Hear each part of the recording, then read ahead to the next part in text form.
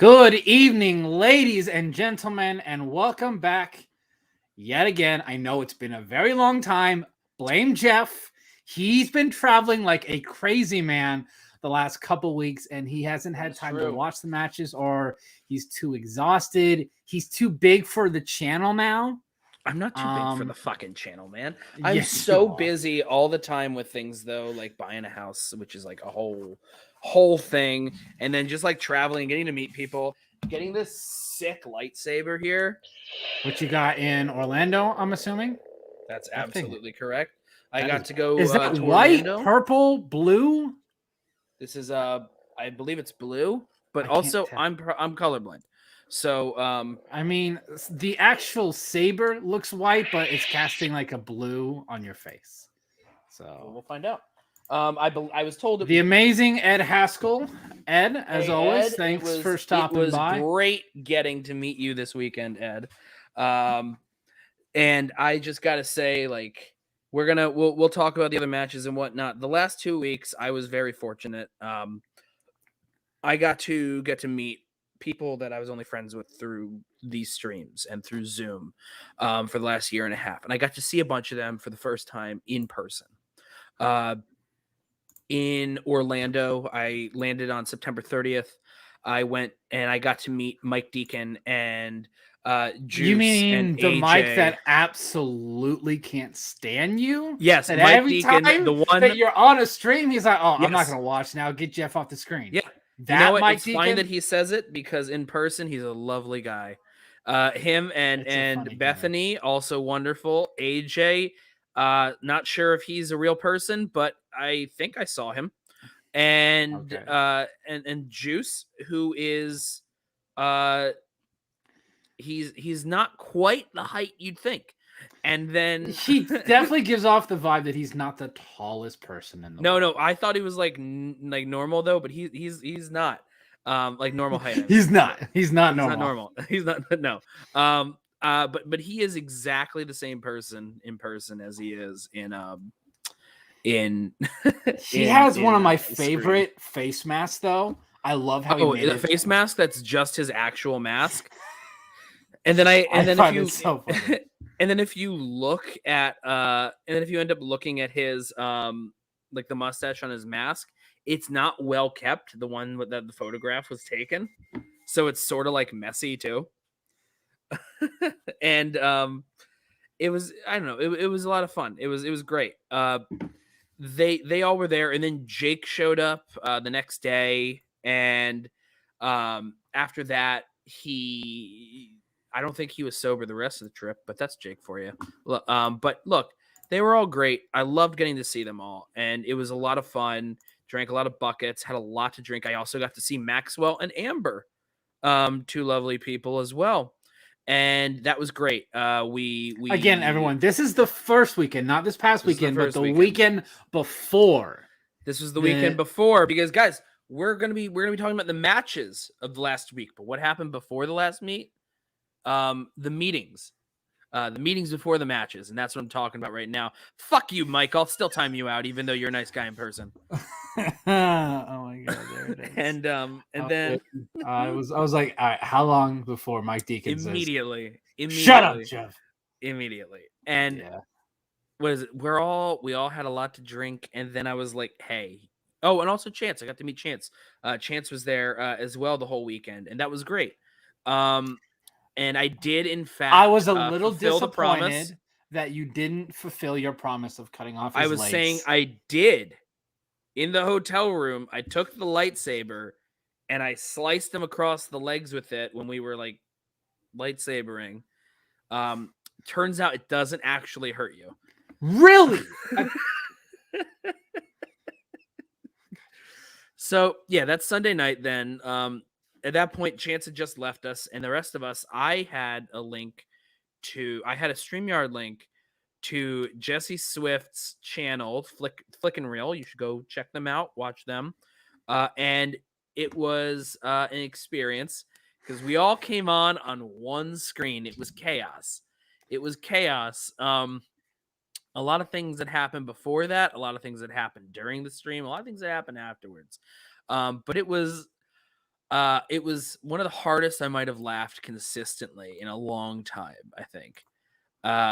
It was a great trip that night, that weekend, especially that final night. And then came the matches, which we're about to talk about, and then New York, and I'll talk about New York when we get to the matches there. So why don't we just speed through some of these other matches first, and then we'll talk about it. Okay. Match number 1 of the week was a Star Wars match. Gold Leader versus Scrimshaw. I need this because the promos would be epic.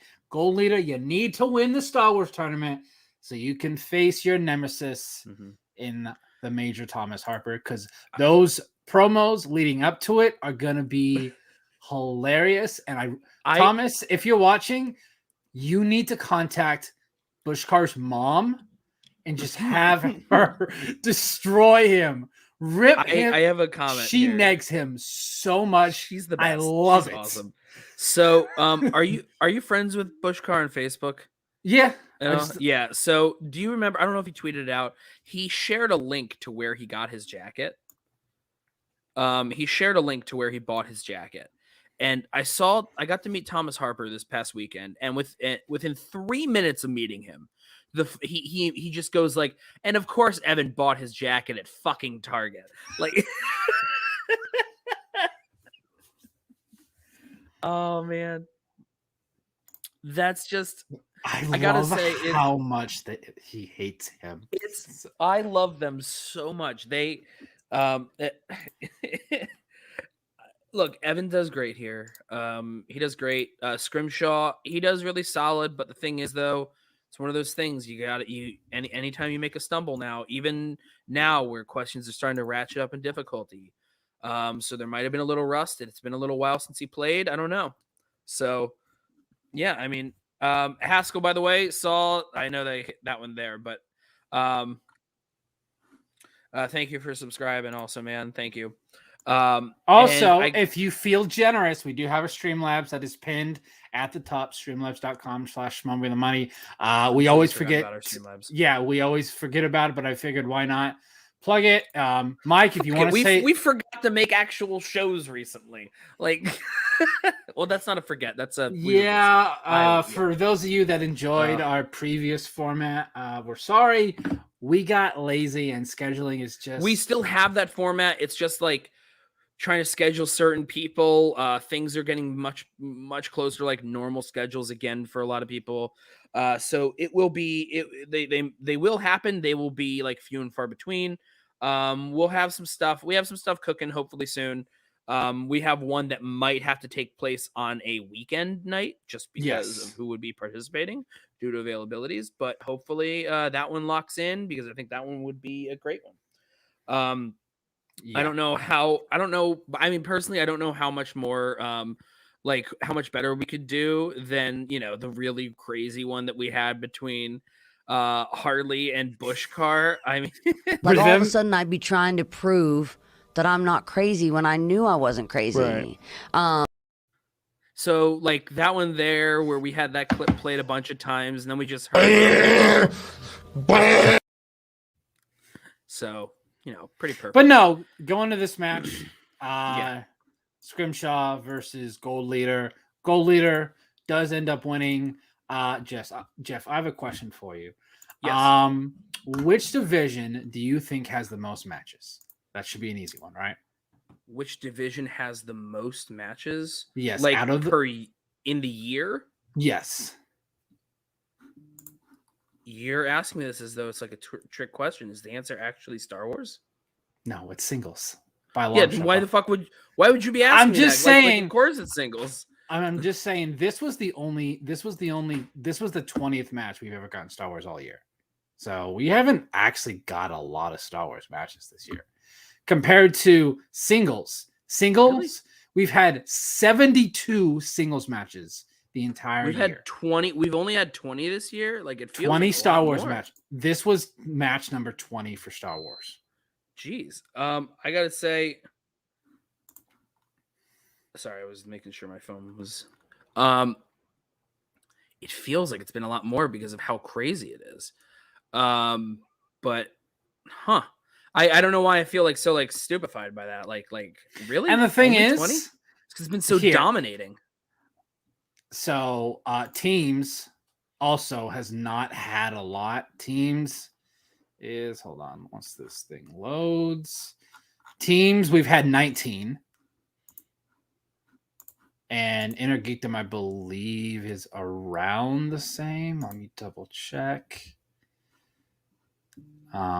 Which makes sense why what Christian's thinking about doing next year are just all studio matches or just singles and teams. And Inner Geekdom's at 24. But singles is 72 matches in singles.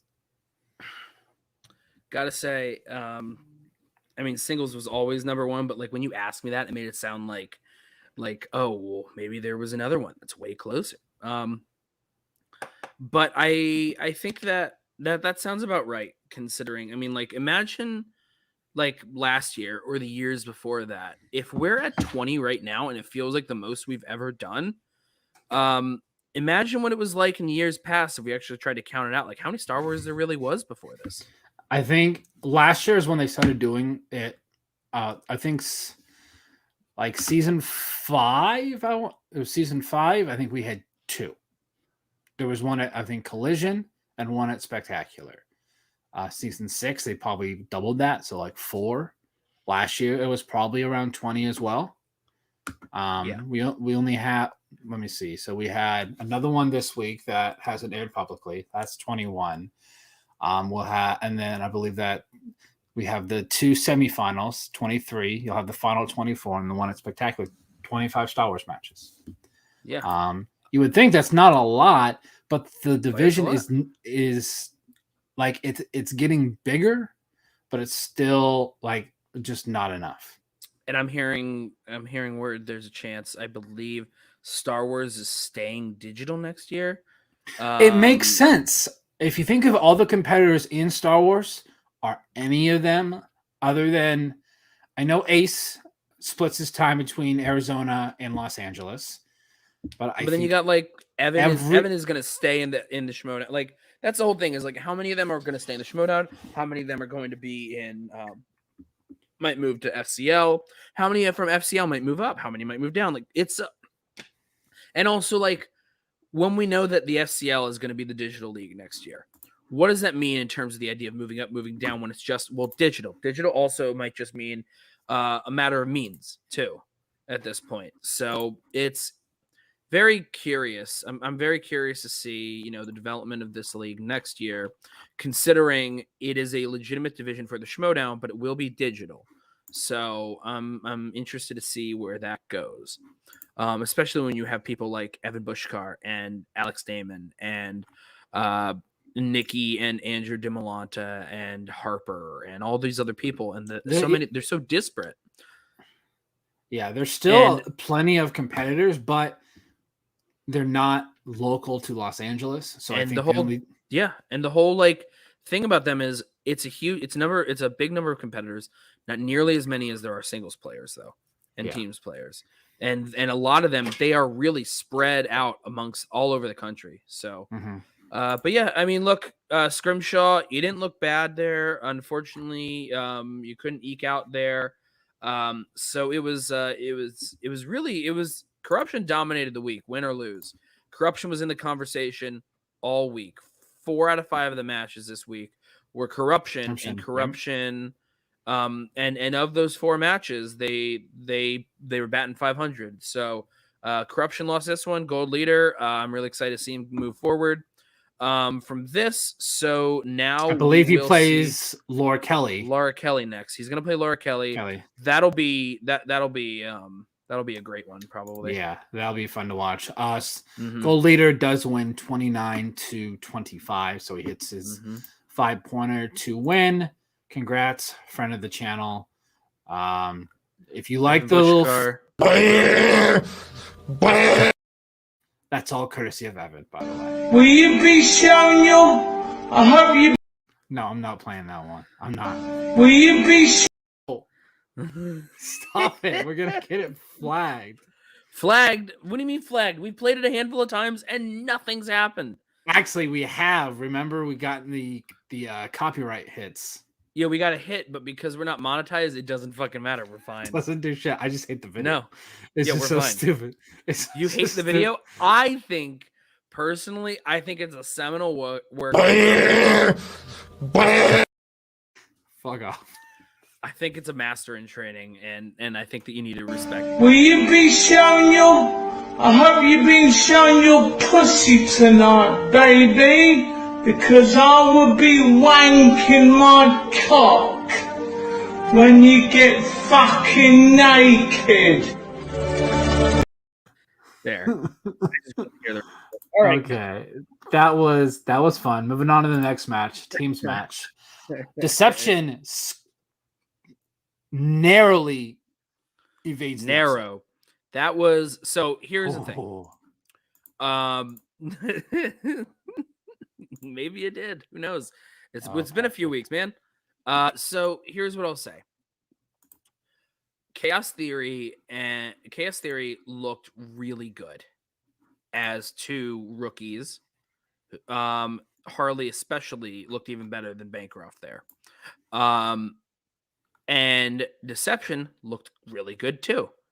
However, as far as round ones go, the Deception, you would have thought they would have done better.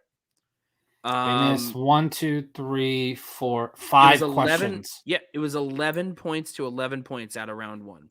Mhm. So that's not a great look for a former champion and a current champion at the time of taping, and when we talk later. But like they still they kept their composure and they were able to keep going, and that's why they're as good as they are. It was. I said I'm talking about. Oh my gosh, man. As far as what a champion should be doing, or a former champion missing that many in round one, when it's surprising is the word I'll use. Yeah. We know that they're good. We've seen them do better. We've seen them dominate. So it was surprising to see that many misses between the two of them in round one. Now, obviously, it's the same amount was missed for Chaos Theory as well. But they're two rookies that are still getting the hang of it. Harley just started in the Schmoedown there. This is only his third match total. He's had 1 teams, 1 singles, and his singles match was against Paul Oyama. It's Harley out of all these people, I think he looked the best almost. Maybe it's because of how he was able to stand out with more correct work than Bancroft, especially in trying to hit all these in the communication department, all that other stuff. Well, in round one, Nick actually got 6 out of the 11, while Jacoby got 5. Yeah, so we had 1 more point there, and then they communicated a lot. He was hitting stuff in round 2 there. It was, and then of course look. It's really just semantics at this point. They were tied all the way through, and then it went to multiple choice, and it was The Evening Star is a totally forgotten film. It's one that people don't remember. However, it's a great question for that deep in the game because it is a sequel to a multi-Oscar winning classic, and it's exactly the sort of thing that people should know. It's the same thing people should know what The Two Jakes are. It's a belated sequel to Chinatown, directed by Jack Nicholson. There are things that that are so random and out there, but actually they're kind of relevant because of what they're connected to. So overall, I mean, while it sounds like being critical of Deception, it's because I know that they could do better. And meanwhile, for Chaos Theory, I think that with their limited screen time, limited match work that they've had overall, I think they did really well. Little stumbling in round 1, but nothing. They were able to stay composed all the way to the end. That Jexy communication at the end for Rose Byrne, that's great communication as a team. So yeah, just missed it just barely. They did put up a really good fight there. I believe Deception plays King Arthur, or are they on the other side of the bracket? Maybe. Maybe. I'm not sure. Yes. I want to say yes. Yes, they do. Yeah, I feel like that's who it is. So John, I got to tell you right now. Those aren't theatrically released anymore. yeah. And look, some streaming films are accepted, but not those ones. All right, moving on to match number 3 of the week. Corruption again. We got the Coyote versus the Kid. Brendan looked really good in this match. Brendan looked great. Collins looked great. Unfortunately, Meyer got it this time. I believe, if I'm not mistaken, they both went perfect in round 1. Mm-hmm.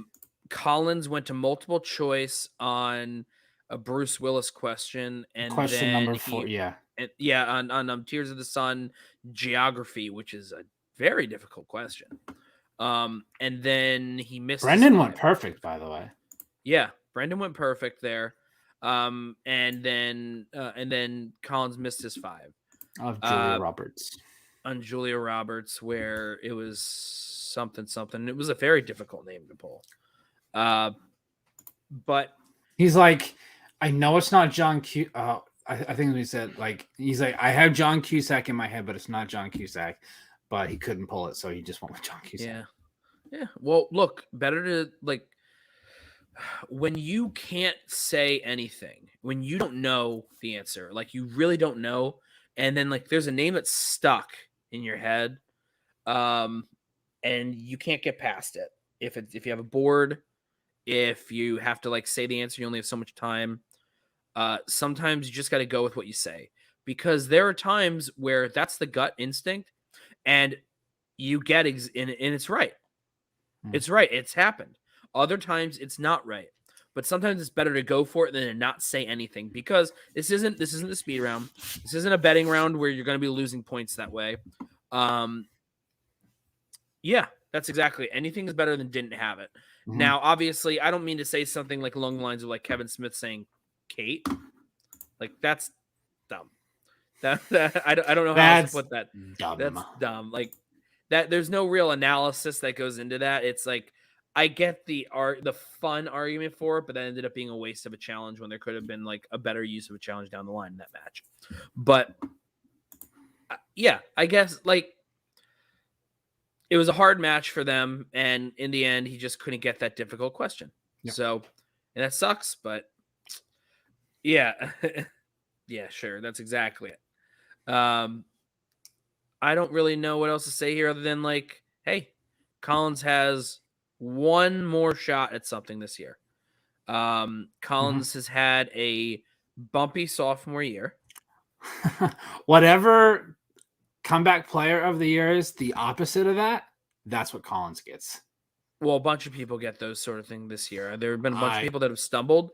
I think that because he blew onto the scene with a 2-1 record at the end of last year for teams in deception, and then, or was it 1-1 last year?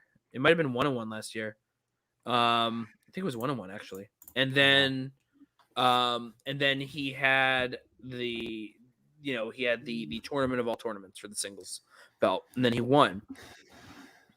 It was, it's a sophomore slump. And here's the thing: he's a great guy. He's awesome at trivia. 1-1. Yep. Yeah. Okay. So 1-1.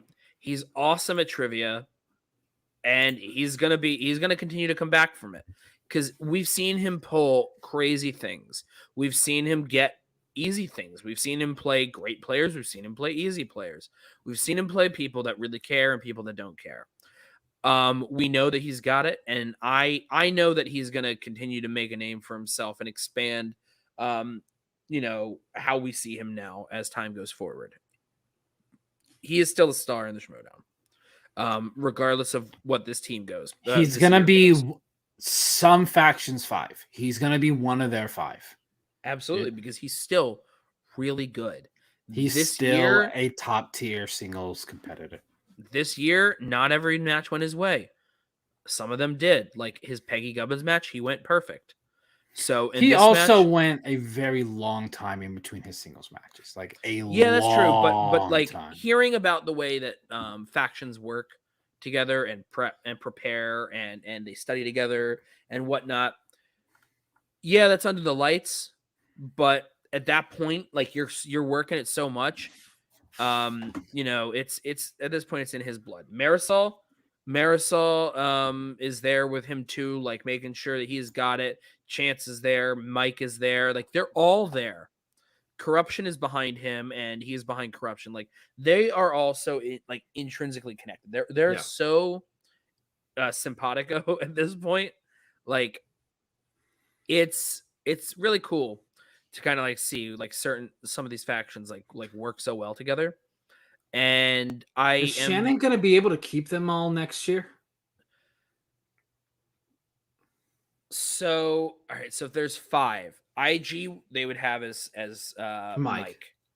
They could singles. She would have singles. Would probably be Marisol at the moment as the champion, and then they'd have Chance as the alternate, as like the extra one, and then Collins as team. Like they'd be able to do that, and then within them they can kind of play wherever they want as well. I think we have to wait to find out. Is it going to be like last year where you can sign any 5 you want, and as long as they agree upon it, or is it going to be like you have to have a single? You have to have one person that's dedicated to singles. You have to have someone who can do. You have to have a teams person, a singles person, an IG person, and a Star Wars person. And like the singles and teams person, they can still work together as well. You can have someone who can just play in whatever sandbox. So it might be that perhaps after this year, Mike is solely IG. The way this all works, but maybe I'm just trying to think people that are their dedicated thing, but then they can also do other stuff.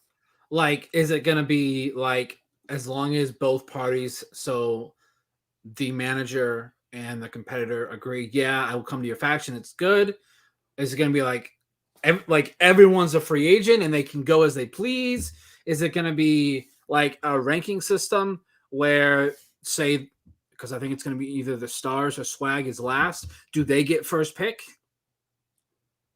Like, I'm very curious on that. Like how that's going to work. I'm very curious to see like how that works and also how much of the draft this coming year, from things that people have talked about, like how much of it is going to be like, will the managers actually have a say? How much of it will be story purpose?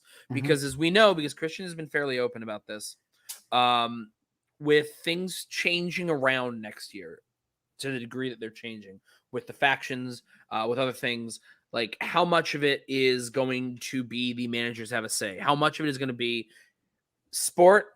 How much of it is going to be a show? How much is it going to be the managers are running the show? How much of it is going to be Christian as showrunner is running the show? And it's going to be, it feels like after New York and then what's going to happen with Spectacular, probably there's going to be this rebirth of the Schmoedown in this, now that we've gone through this sports thing the last 2 years. And we've gone through this digital era. Every 2 years, he really has changed it up. Well, we also have to remember something. Like, this is season 8, right? And if we want to compare it to something like WWE, that's been around for decades. We want to compare it to something like football, that's been around for even longer than that. Like, the big thing to keep in mind is that even though we like things about the Schmoedown in certain ways, things maybe we've only liked for the last year, it's 8 years old or less than. And to me, at least, I understand that it's quote unquote really young. Yeah, it's really, for me, season 8, quote unquote, it's really the 6th season, because the first 2 seasons outside of the Collider studio, it was a segment on a podcast. It was still building to get to the point where it was going to become its own thing. And when it became its own thing, that's when it kind of started to morph into what we experience now. Next year is going to be this thing between what's live, what's in person in studio, what's digital, what counts as Schmoedown, what's the FCL, where do they cross, how many people are going to be involved, to what degree, sports, storyline, all this stuff, and who's in charge of all that stuff, to what degree. It's going to be something that I feel like we're going to feel that's going to feel something old, like what we liked beforehand, as well as maybe something that we haven't experienced yet. And so, like, look, as it's gone on through this whole thing, as it's gone on through digital, storyline picked up, dropped, etc. because of digital. If it works, if it doesn't, you can only yell at a screen in StreamYards for so much and make it seem palatable. Like, there are times where, as a showrunner, people can have legitimate criticisms for Christian or Mark or someone else, where there's a way to go about those criticisms in a way that can be productive, that maybe there's inspiration that could be taken. But something like, whatever he's planning for next year, I'm nervous because I'm used to this and I like what I'm used to. But I'm also very excited about it because, as I always need to remind myself and others, like, this is young. This is Also, such a everyone, young show. this is Christian's baby. You're He can do whatever he wants. Right. If show. you don't like what he's doing, don't watch. It's a young show. We got to let it continue to like morph and mutate and grow and see what works and what doesn't. And Mike, one more time, I swear to God. And I'm telling you, I'm nervous about it, but I'm excited, man. You think about, it's funny the way that I compare the Schmoedown is to the Facebook timeline. All right. Do you remember Facebook used to update like once every like 8 months or a year or whatever? And it's like, oh man, my Facebook just updated. I hate the new look for it. Yeah. I hate the timeline now. I hate the way that the home button is here and stuff. And we hated it because we were used to what came before it. People don't like change. And then we got used to it, and it's like, that's what we do now. Mm-hmm. We don't mind. Out of nowhere, the marketplace just showed up one day on the Facebook app and the page. People didn't care. One day games were on there, and suddenly I was playing Mafia something or whatever on there, or these other games. Like, it wasn't there before. Things change, and I'm just using Facebook as just an example. I know the reputation of Facebook has taken a turn in years, but I am just saying, like, as an example of something that I feel like for a lot of people of us who are in a similar age group, that was one thing that a lot of people shared, was this annoyance for the changes to the Facebook timeline every so often. So that's my thought about that. We really got off track, but it's fine because moving on to the big event, the first live event. Was it February 2020? February 2020, or yeah, it was February or March. I believe it was March, maybe. No, February, because it was they were doing live events once a month at that point. I believe, at least they were trying. So it was going to be it was January in Brooklyn at the end of the month. So it was probably like late February. Hold on. Late February or very early March, probably. I want to say February, though. March 6th, 2020 is the Atlanta live event. Mm-hmm. It was literally like that Monday's when everything shut down. Everything officially shut down on March 20th. So 2 weeks later. Yeah, I know, because I remember what I was doing that day when everything had to shut down. But it was also the day that Quiet Place Part 2 was supposed to come out in theaters. The live event was really great. Yeah, I think this part of the show is going to be a lot of Jeff. I mean, it's not new. Jeff does a majority of the talking anyway. But Jeff was at the live event in New York, so I feel like he has a different perspective than I do, because there was the first 30-ish minutes of the show, the stream was having audio problems. So it was cutting in and out. The chat was not having it, by the way. The chat was livid. Like, the chat was like, get it together. Like, I'm like, there were some shitty mics that were going on, but like in the theater you could hear everyone, but like, yeah, because it's not a huge theater, but like it was obvious that some of them weren't happy as well about the quality of the microphones. They just kept cutting out. But the energy of the audience, we know that it wasn't necessarily as big as like as previous New York events, but it's in the middle of a pandemic. New York Comic-Con was happening at the same time, and it was at like it was at like a historic low that weekend. They never got more than like 80% by that Saturday of how many people they might normally have. Days beforehand, it was like a dead zone apparently compared to when it would normally be on those days. I was lucky enough because of interacting with people, thanks to the shutdowns and whatnot. The first time I went to the Schmoedown live event, it was the Snyder Oyama match in Manhattan, and I sat there in like the second or third row with my wife. The only person I knew was John Mariano there in front of me, and his kids there. I got to meet his kids because I was going to go to that first event in Brooklyn, the intro one, but then the problem was I was going to get married that year, and I was like, this is probably a bad idea. I shouldn't have bought these tickets. I need to pay for a wedding. So I sold them, and I sold them at cost to Mariano, so he was able to take his family. And then that's how I ended up knowing him that next time. That was a lot of fun. When it was done, Pauline and I left, and I think we got food or something, and that was it. Yeah, I think you did a little bit more this time around. And then the second time I was there, I still didn't know anyone. Paulina didn't know anyone. And then Video Drew, a friend of the channel, Drew Grant, she had posted on Facebook and stuff like information about like in the Facebook group, like her sister's dive bar or whatever in Brooklyn was going to be having like the after party. So I tried to go there. I got to meet RMB. I got to meet Guy. I got to meet Coy. I got to meet some people. I don't really remember a lot of like the other people that I met in person outside of like those couple. Turns out a lot of people that I'm now friends with now were all there at the same time, and I might have rubbed shoulders, but I didn't say anything to them. So that's how it goes. When I was done there, I left, and that was it. This time around, I split an Airbnb with Paul Denuzzo, PLD. How'd that go?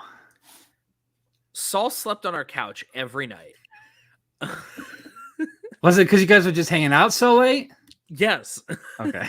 I was like, we would go, and like Thursday was great. I went to the comedy show, and the comedy show was very funny. I got to see Mark. I got to see Christian do his do a version of his.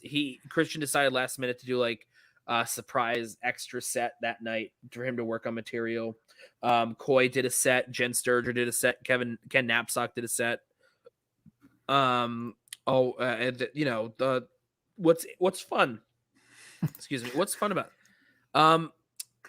I would close the door to my bedroom in the Airbnb, so I never looked at him sleeping.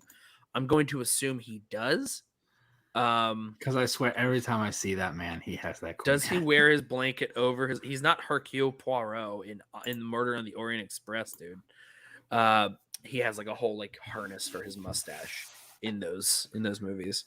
But it was really great getting to see like these comedy shows early, and then I got to meet and talk with Christian afterwards. Like, it's really cool to kind of like see all these shows, and see like the comedy night before everyone else comes and sees. Okay, William, that is creepy.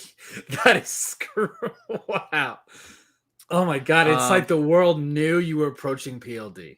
Nope. And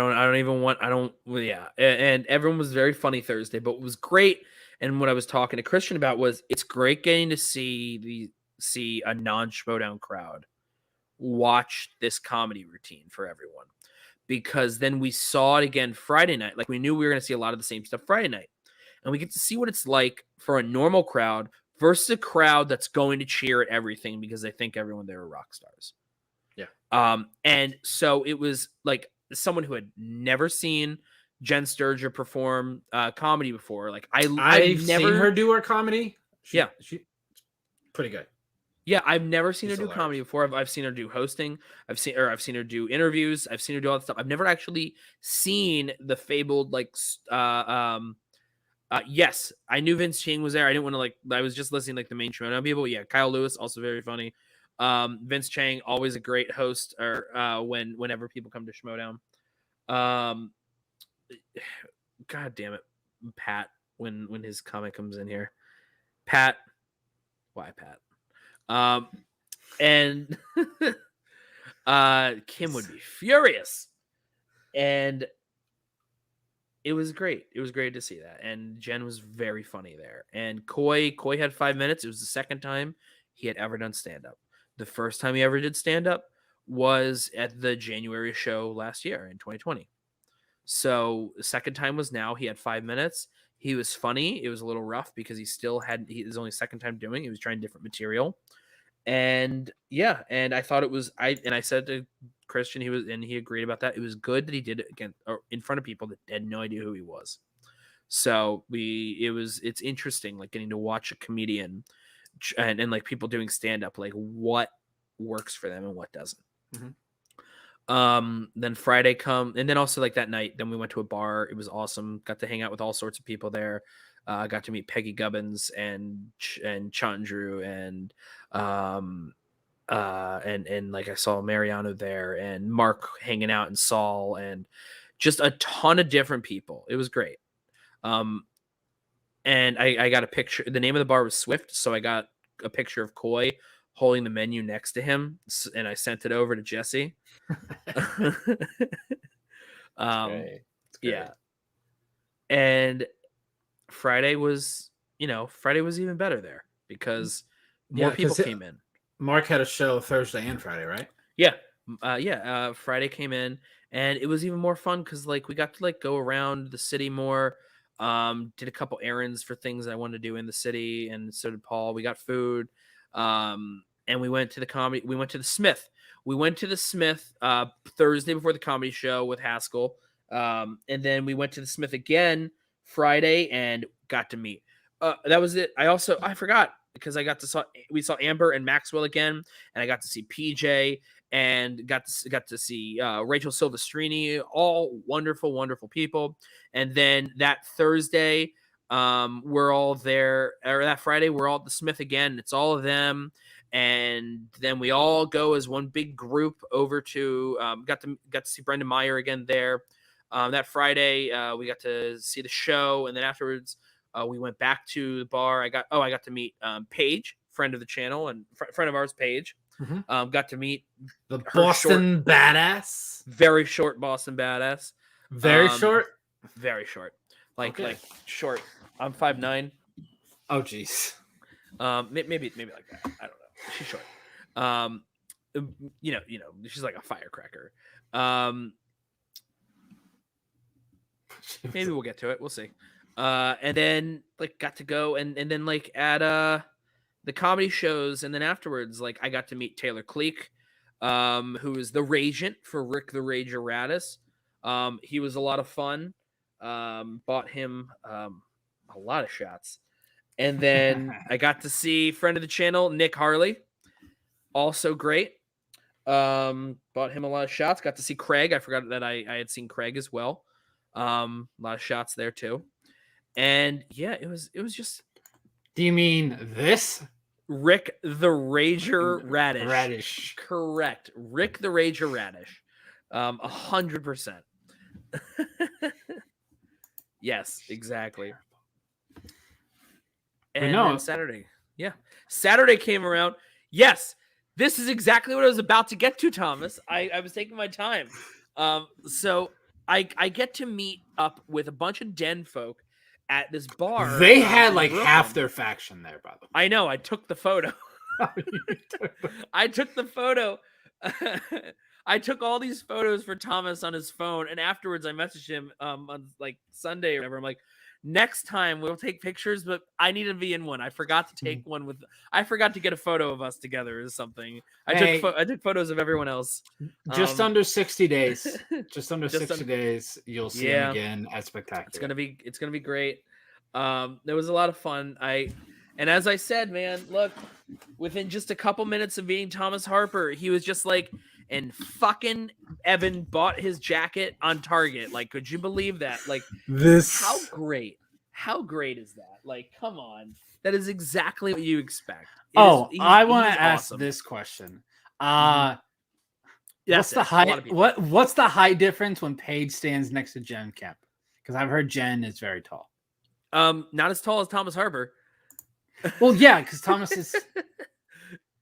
Yes, Thomas. I also didn't ask because you know what? It's a two-way street. I also have a phone with a camera, so this is a two-way street here.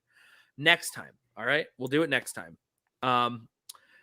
But it's fine though because now that photo that I took seems to be like an immortal image of half the den. Oh, Goddard too.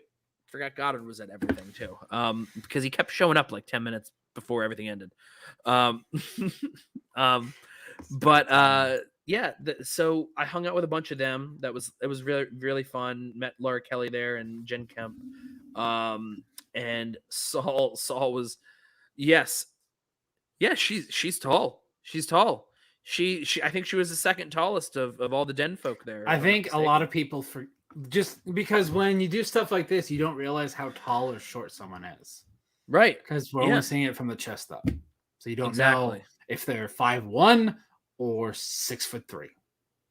But luckily, even though I didn't get a picture with Thomas, I did get a picture of Thomas holding the belt to troll Evan on Twitter, and it worked. So there's that. If Evan's mother had a Twitter, she would retweet it. So why don't we now and then during the match talk about the actual match? I got to watch the actual match up in the balcony with players that I had befriended. It was really fun to go maneuver from middle of the audience, knowing no one, to all the way up there with everyone. So the first match there was Horowitz versus Griffin Newman.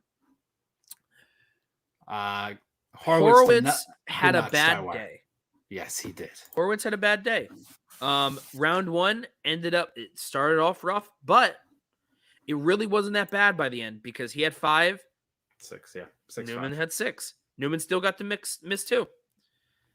With the Star Wars players about to completely dismantle that. Yeah, Laura Kelly. Good job. That's going to be great to see.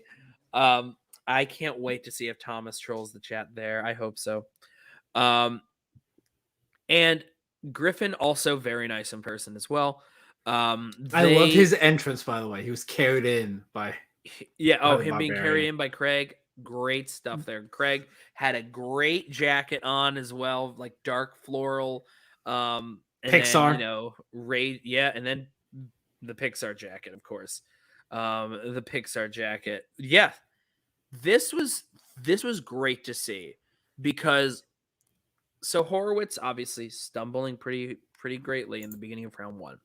He missed the first 3 questions. The energy for the people being like, come on, Josh, like you can do it. Like it was awesome to see. Like it wasn't his day. But like everyone still supported. Like no one was booing, no one was doing like crush him or whatever, like to that degree. It was I don't know, it was like the best kind of it was the best kind of like audience to be there for that.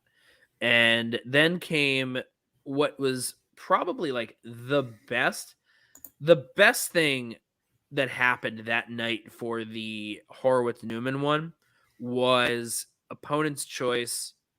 Or no, did he land on opponent's choice? Yeah, he got opponent's choice, right? He did. And he gave him Pixar. He gave him Pixar, and at that moment, we knew, because if you've seen some of Newman's previous wheels, the guy likes Pixar. Got 5 points in steals. 5 points in and steals. And he had the jacket at the ready. Like, could you believe he used his time to do like a costume change? That's awesome. Like, I thought that was hilarious. I know for some people, his shtick didn't land as hard. To some degree, like his quips and his constant like talking and stuff, like it didn't like click with some, and I can see it. I understand it. It's totally fair. For me, I think it worked really well. Being there in the audience, the energy for that, I think it really worked. Yes, Give me my points. points. And then he had to still read the whole question because of the rules. Yeah, that was very funny. The fact that he was able to knock him out that way, very good for my fantasy roster, by the way. Very good for my fantasy roster because I have Griffin Newman on my fantasy roster. So then the best thing was not the best thing, like another great thing was how after that was done, that after the interview afterwards, like Horowitz just had that like aw shucks thing, but the audience was still with him because he's such a nice guy. He still has teams too. So I gotta say they actually have their match airing on Thursday. Press Room versus the Old Guard. Yeah. Is that this week? Awesome. Yeah. And then what is it? Tom's talking in his interview, and then fucking Griffin just crushes a beer on stage, like just chugs a beer on stage next to Tom while he's interviewing, and then just like throws it on the ground. I'm like, this is hilarious, at least to me. On the stream, I couldn't hear it well because of the audio issues, but Paige crashes the post interview. Yep. What exactly did she say? All right, she was just like, "Hey, I can't wait for you to just like Orko in your show Masters of the Universe Revelations. You're gonna die next round, like to that degree." Okay. And he was just, it's like you're gonna be dead after next round, and he's just like, "Well, I can't disclose anything due to NDAs and other contracts signed. I'm still receiving residuals for the show." For episodes, for episodes that have not aired yet and other things. So I'm gonna leave it at that. Like, so great. But that was fun. That was a lot of fun to see. I think the winner of that round, the winner of the round 3 match between Downtown and Boston Badass, I think it's got to be front runner for Rookie of the Year. Even though I personally feel like Thomas has done it, I think Thomas. Front runner for second place Rookie of the Year. You have to put a qualifier because Thomas Harper, like, this is not just saying it because Thomas has been here in the chat. It's a qualifier because Thomas Harper he's rocked the Star Wars League and he defeated the 5150 guy. I'm just saying singles Star Wars. So if you have a rookie. If you have rookie, no, I'm just saying, say a rookie wins the singles tournament, whether it's Paige or Downtown, if they do well at Spectacular, even if Thomas wins, I feel Here's what I think. If Newman goes all the way in singles, and if he does well with this team stuff, then I could argue Newman could be Rookie of the Year. As of right now, it's still Harper for me. Yeah, I'm sorry. Yeah, I'm just saying, if a rookie ends up winning the singles tournament, I think the gap is closer. I still think what Thomas has done, a rookie in the Star Wars division, taking down Andrew DiMolanta. And being the first, yeah. This is Look, that's exactly what I'm trying to say here. All right, that's why I put the qualifier. If he goes all the way and then he does that other stuff, cool. But like I said, Harper took down the 5150 guy. He took down the guy that took down Damon. Now, if Damon's able to get through, or if Bushkar's is able to come through, yeah, that's exactly it. Like we saw it last year. The only time we've had a Rookie of the Year not be a singles teams person was what, Smets? Yeah. Yeah. And like, once again, very young league. But come on. I can't even necessarily watch all the Star Wars stuff because I don't know most of the words being said. So is that actual English? Yes. So it's gotta be to me. It's Thomas Harper. And look, I'm locked in on him for it. Like, regardless of how entertaining I think Newman is. And it's not just because Thomas is a friend of the channel and I'm not saying a this great guy to will hang out with. happen, but say Thomas does not have a good showing at Spectacular. I think that might hinder. I think what you're doing right now is you're trying to put negative energy out into the world, and I fucking hate you for it.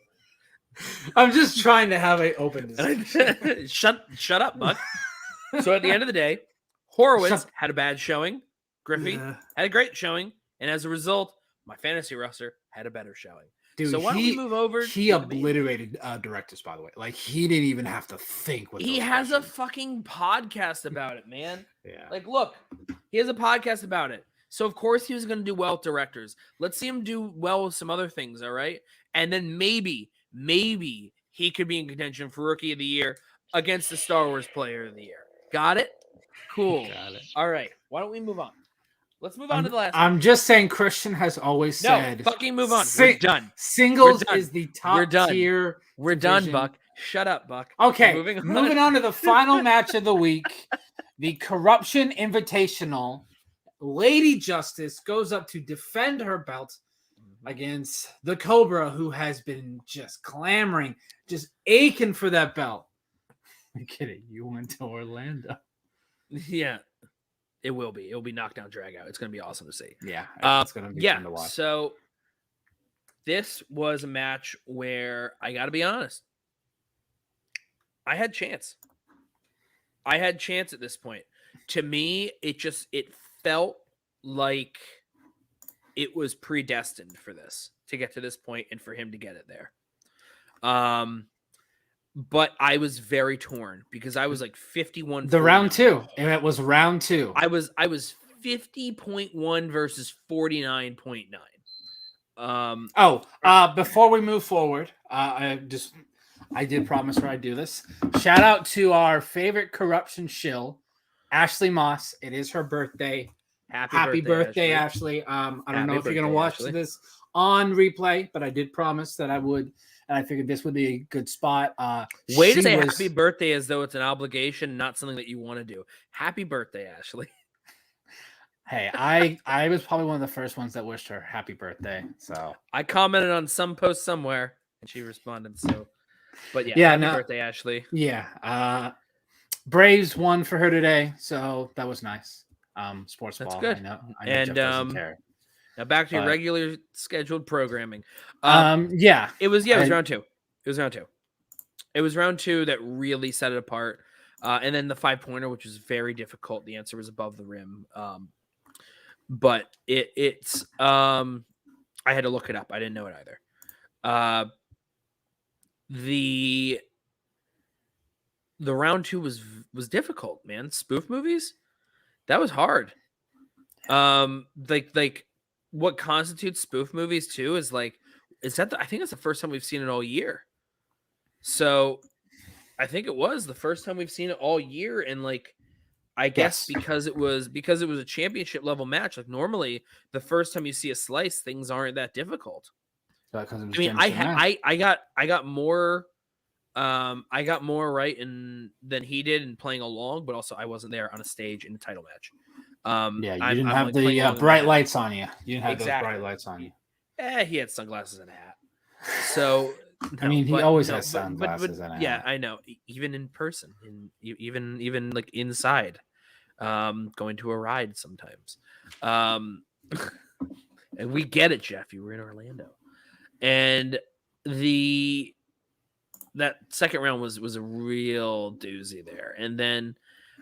He got 3 points, but he lost 2 points in steals. Yeah, and yes, he did. He got Mel Brooks, but yeah. So Mel Brooks is like much more like it's much more honed in. It's a very specific set of movies for Mel Brooks. It's like these ones, and then like a couple others like Robots and Hotel Transylvania, and like and like I don't know, 1 or 2 other ones probably. But outside of the Mel Brooks collection, like that's it. I did it also for your reaction, but you're on your phone, Buck. I had pulled this up when we were talking about Brooks. Oh, jeez. So the other thing with that, like, yeah, he had like a top secret question. He had I don't even remember some of them. They were difficult. Yeah, to be honest, I was multitasking during this, so Yeah. my recall. You're talking about this? Oh God, you son of a. But he did gain some ground there in the betting round. And the speed round was shocking. And he gained another point in the speed round because Marisol missed one. So she only really got 1 point in that round. He got 2. But like you said, his 5-pointer was tough. Yeah. No, I get it. I really wanted him to hit his 5 because then Marisol would have had to hit her 5 to win it. I think that would have been I think it would have been very cool. I think it would have been very cool if that happened. I'm sorry that I have cats. I'm a fanatic for cats. Just So, stop it. You and your got him. Anyways, Mr.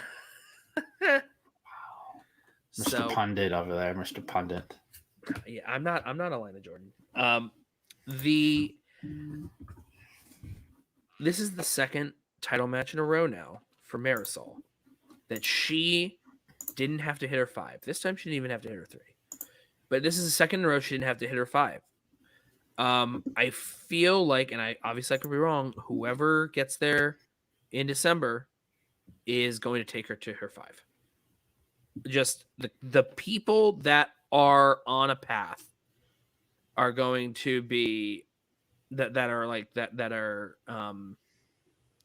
on their way through. I feel like pretty much any of them can get her to her 5.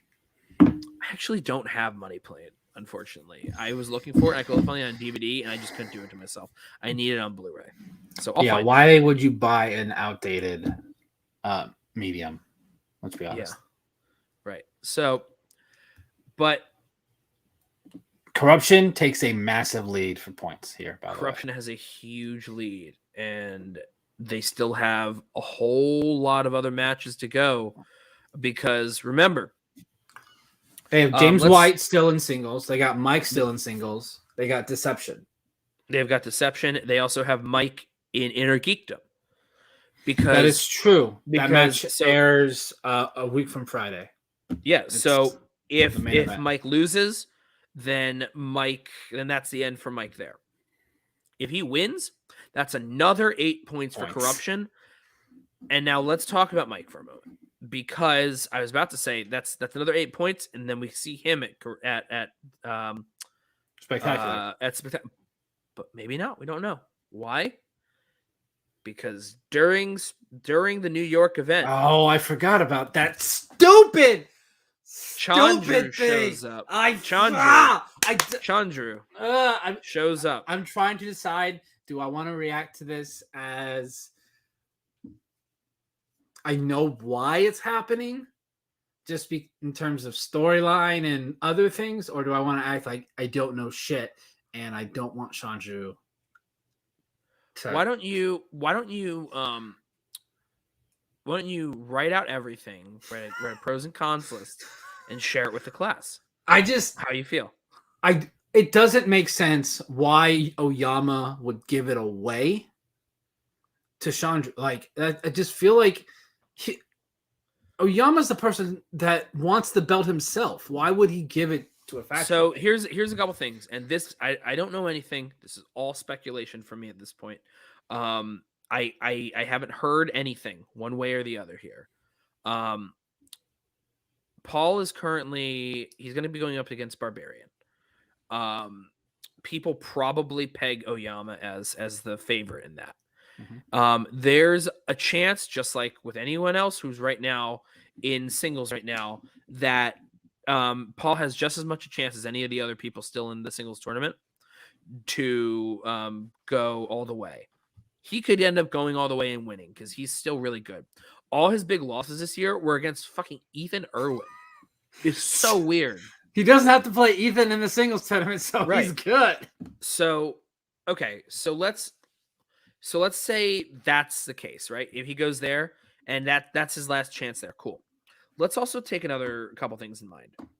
He, he's in Hawaii. All right. Yeah. And with Hawaii being so far away and the prominence of what he would be doing in the Schmoedown, there is a chance perhaps playing live, playing in person might be, a little untenable.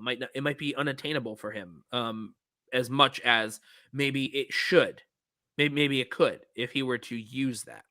And perhaps he's providing it to someone who might be able to actually utilize it more. It's sometimes. So to me, and I don't know what the actual situation is there. Yeah. I don't know what the storytelling reason was. If there's something behind that, maybe we'll learn more. We also haven't actually heard from Winston. We haven't heard from Paul, so we haven't heard from them confirming this in any cutscenes or anything like that. So we will see exactly what happens. So maybe it doesn't. Maybe they're setting something up with Chandru separately, where he's going rogue, and it's finally going to work because factions are over maybe for him with swag for the year, and he's trying to go rogue and steal this. We don't know. Maybe Paul, because of his distance, it's not going to be able to work. Maybe he can only do digital for the time being because he lives in Hawaii. We don't know. And we're going to learn more as time goes on. But, it's odd. It's an odd choice because we don't have any of the information as to why. We're going to be given a why. I'm sure of it. I don't know what the reason is, but I think that if he had to give it away to someone, I think Chandru is the best choice within his Chandru is the best choice in the faction because Lon, to me, is now we still don't know what's happening. He has his match against Dan, right? He still has that has to. He still has his match against Dan that we don't know yet. But to me, I believe that's for Friday. I think. Oh, is it? Because I know that when it came time to final exam versus lightning time, any other time final exam was just about there. Yes, any other it's Friday. Dan any other versus time, Lon has been on the path to somewhere. To me, Lon was always someone who got really far and then stumbled at the 5-yard line. Yeah. For Jeff to use a football term is incredible. Okay. Right? And I just think that Chandru is someone who's shown that even though he didn't get it this year and he had lost the belt this year, and actually I believe Chandru he's 1-2 this year. Because he had defended the belt against Chance. So then he played Mara, lost, and then he played Parker, won, and then he played Mike and lost. So he's 1-2 this year. But he's still one of the best IG players out there at the moment, who's not Parker or Kalinowski. He's those three, and look, I know I've said random things about Saul in the past, but Saul's up there too right now because he's still I mock the thing about the quality of a lot of the players that he played against that lost against him. Some of them are clowns. They're people who openly said they didn't care about the game they were playing. But at the end of the day, he couldn't have knocked those people out if he didn't also get enough points correct. Yeah. Right? Newman couldn't have knocked out Horowitz if he didn't get all those questions right either. Otherwise, we'd end up in a Swift Whitnaben debacle again. Look at that. You recoiled at the thought of that. So, the Chandru thing, I feel is it makes the most sense for them because we don't know Paul. We don't know what Paul's doing in singles right now. We know his teams are done. In terms of other people that's on swag, I just don't see him giving it to Lon. Otherwise, he would have tried to do it for final exam. And because if he's not giving it to final exam, he's not giving it to Lon. I just feel that's a 1-2 thing. He's not giving it to Lon as a result. Yeah, I I think what it comes down to is he just, because of where he lives, he's not able to. Because Christian said, I don't know if it was on Facebook or Twitter this week, all championship matches from here on out will be in person. In person, yeah. And I also think that this thing here, the save it for a year, I'm pretty sure Christian, as showrunner, probably had a say. Of course he has a say. Like what kind of a fucking comment is that? He had a say in what the ultimate decision was there because, like, Paul probably was trying to hold on to it, wasn't going to work out, and then with everything else going on, probably was just the best decision to just give it away at this point. I mean, like Laura Kelly, maybe she could have used it. We don't know. We have to also see what happens with Evan versus Laura. So yeah, we just don't know. We don't have all the details, unfortunately. Chandru, and the fact that Chandru is probably one of the best characters that we have in the Schmoedown, and he also has the trivia knowledge to back it up. As like probably, I hate Chandru the Chosen. The character. The character is an asshole. I want to punch him. The character's a prick. I want to punch him in his dancy little face. Chandru Dandapani, the person, wonderful guy. Yes, he is. By the way, I met him in Los Angeles. He's great. Wonderful person. But the character of Chandru the Chosen, oh my gosh, I want to punch him in the face. Yeah, so Which is the point. Which is the point. Yes, William, he's an amazing heel. That is the point of it. Heel. You're supposed to just utterly despise him. He is a full 6-inch stiletto.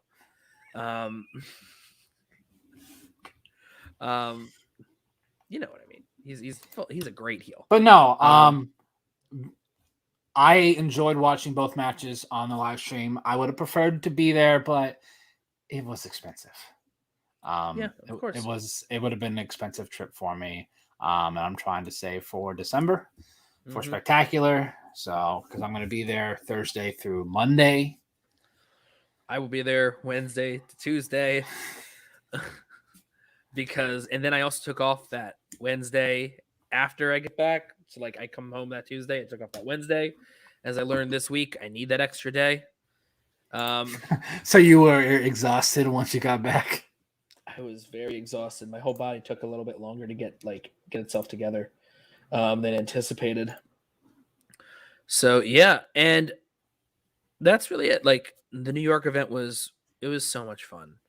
And it's like, I know I talked a whole lot about just the experience of getting to meet these people, but it was awesome because like so much of it is like you get to meet these people in person, but like we've been talking to them so long, there's like hardly any like, you know, like there's like you almost like don't miss a beat really for any of these people that you don't know. Like for any of these people that we've known for so long over video chats and whatnot, it's like not missing a beat. It's like when we video chatted with our friends at the beginning of quarantine probably or something, and then we get to see them. It's like, well, yeah, it's like everything was beforehand. Nothing changed. And getting to see the people that I hadn't met before, like I'm in the comedy club and I go up because I see 53 days, by the way, 53 days. I had never met Chandru before. I'd never spoken to him before. I go up to him and I introduce myself, and he recognized me. Really? Because of this show. He's watched the show. And I'm like, what? Like, there were people that recognized me. Oh, one last thing, I think that'll be it for us to wrap it up. Is so the first night, Thursday night, we get out of the comedy club, and there's this kid. And he comes up to, I say kid, he's probably like early 20s or something. And let's hope Patrick. For all our all our friends, because we do have a couple people we know that are supposed to be with us internationally. Hopefully, we'll see. Patrick Gibson, yeah. Maddie Gunner. Mm-hmm. So Maddie has a long trip. Maddie has a long trip. He's trying to be here for like a full 90-day visa. So here's what happens. This kid comes out, like we all come out and we're all like talking. People are like, you know, talking to Mark or Christian and other Schmoedown, the couple other Schmoedown people there. Friends are talking to each other. This kid comes out and I'm talking with Christian about comedy and other things, and then we both see, and then I see past him talking to someone else in front of me. Paul, this kid is taking a selfie with Paul, PLD, and I look Why? over and I just go, "Look at that fucking whore! Look at him!" And then Christian laughs as he turns away, like because he sees it. Like I'm like, look, I don't slut shame anyone except for PLD with like attention. Like what a whore. And so he and then he comes over to me and I'm like, really? And he's like, I don't even know who that kid is. What? He recognized me. He recognized me and wanted a picture with me. And I'm like, what? Paul, Are you kidding? And then like and then Paul. later on, like the next day, I'm like, hey Paul, the kid that you don't know, he's like right there. Why don't you go find out who he is? And I'm like, hey, and he's like, hey, oh man, it's like he won't go over and introduce himself to the guy and like find out his name. He's like, I'm not gonna do it. I'm not gonna find out. I'm not gonna do it. And then like Wimp. the rest of the day, PLD, you're a the wimp. rest of the day, I'm like, I see him again. You should go find out who he is. He's like, no, I'm not gonna do it. Oh my gosh. The next day, this kid had posted pictures all like in a big post on the Schmoedown page on Facebook. He took pictures with a bunch of different competitors and names, posted them all on the Facebook page, except for his selfie with Paul. Who was? So it's just some random fan? It's just he posted a photo of every single person except the photo with Paul. And with that, thank you so much, everyone. Buck, where can people find you? Can follow me on Twitter here at BrandonBuck88, the show Twitter. We don't tweet a lot on there, only when we're going live, really. We're actually We should probably do better, but we're tired. Jeff is the one that is good at composing tweets. I'm not so much. So yeah, so I mean, hey, everyone's got their talents and whatnot. So yes, that's exactly it. Like that's it. This is the only way that story could have ended. Like, what a great story. What a great way to end that. So you can find me. That's my Twitter. That's Buck's Twitter there. That's our Streamlabs. I don't know if anyone donated anything. I bet not. I didn't even look. We never fucking advertise. Like all of a sudden I'd be trying to prove that I'm not crazy when I knew I wasn't.